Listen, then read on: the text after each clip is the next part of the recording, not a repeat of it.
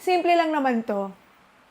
Magkano nga ba ang halaga ng utang na loob? Utang na loob. Bakit Utang yan? na loob!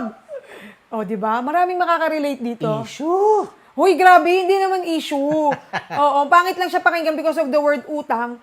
Pero kung titignan mo siya on the bigger picture, is ito rin yung collection of good deeds. Gusto ko yung vowel sound. Yes, Shen. Capital S, shen, ganyan. So, Swak. yun ang pag-uusapan natin ngayon na siguradong maraming makiki-comment, makikiusap-usap dyan, kasi ang daming nakaka-relate dito. Pero bago ang lahat, ano muna para sa'yo ang utang na loob?